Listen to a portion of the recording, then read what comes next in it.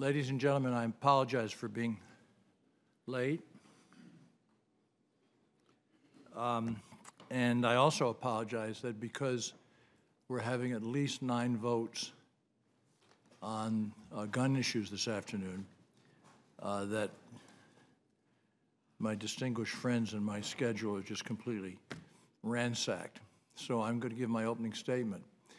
I'm tremendously interested in the content and the substance in doing the prep last night for what you're going to be talking about. Something which is so totally impossible to contemplate, and yet which is so totally impossible to contemplate not somehow figuring out a way to do. It's sort of a metaphor for Whither America. Should I start my statement? Wouldn't that be better? Probably be good. Yeah. Okay, when trains first began to roll from Baltimore to Washington in 1835, highways did not exist. They probably did in Missouri, but they didn't in West Virginia. Roads between towns and cities were made of dirt, and traveling between cities took days. The arrival of trains obviously changed that. Trains were initially built to move freight from ports to commercial centers. Moving commuters was an afterthought. Then railroads found that trains could move a large number of people very efficiently, and that's what people wanted. Passenger train travel became a visible alternative, but it was not fast, and I'm staggered by what I'm about to say.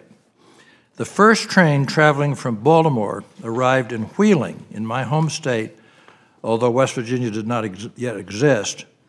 It took 16 hours. But then again, when you think about it, that's not too surprising, is it? Early trains. The point is, it got there. The rise of the automobile and the interstate bus companies caused a plunge in the popularity of rail travel. The interstate highway system, a strong example of how the federal government can strategically plan for our transportation needs, was the catalyst for passengers' rail decline.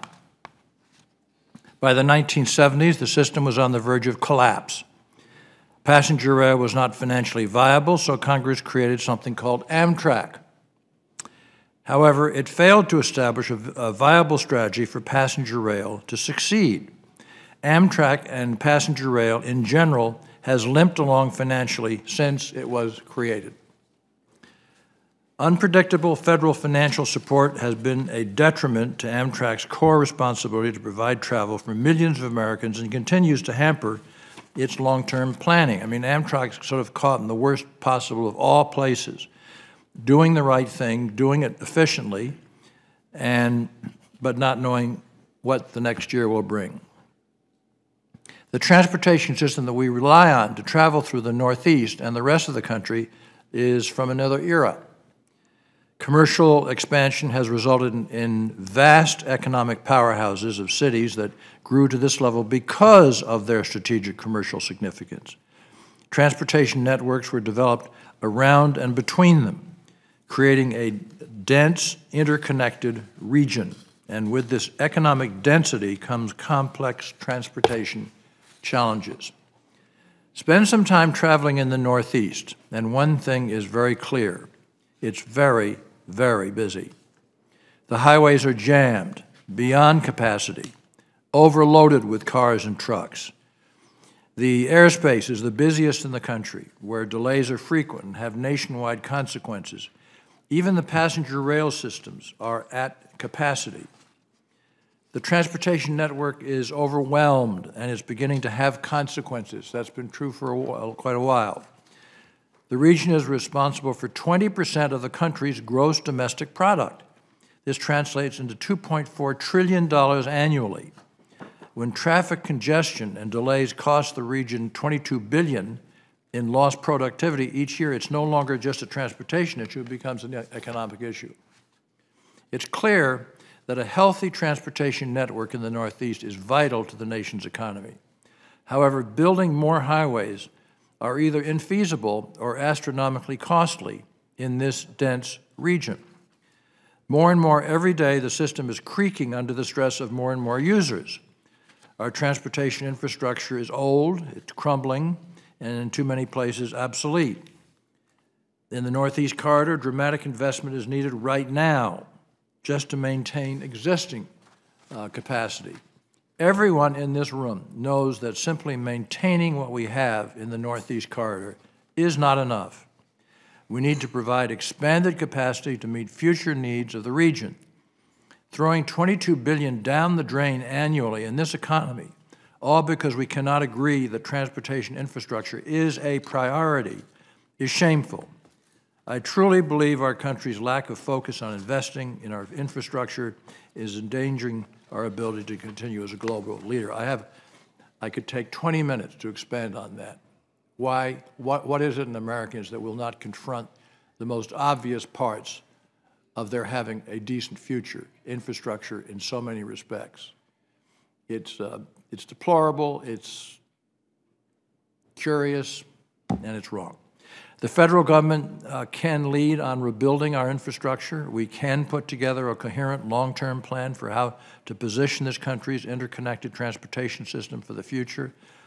But we need the will to do it, which is something that has been lacking in this building in recent years. We need the stakeholder community to push and work with us to fully meet the present and future needs of the corridor. I have an infrastructure fund bill.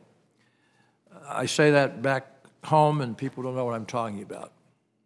You know, an infrastructure bank, an infrastructure fund, they don't know what you're talking about. But it's so critical. It would leverage private funds to maximize the return on federal taxpayer dollars. This is one way to help fill the funding gap, but all funding ideas and options must be on the table. The bottom line is that investment in our rail transportation infrastructure is only part of the solution.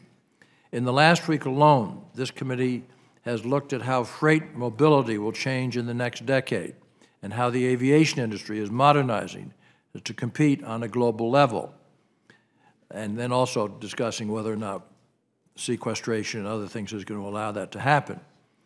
The private sector has plans for how it will adapt to this century's technological advancements and opportunities. We will hear today that Amtrak is working on a plan for the corridor's future needs.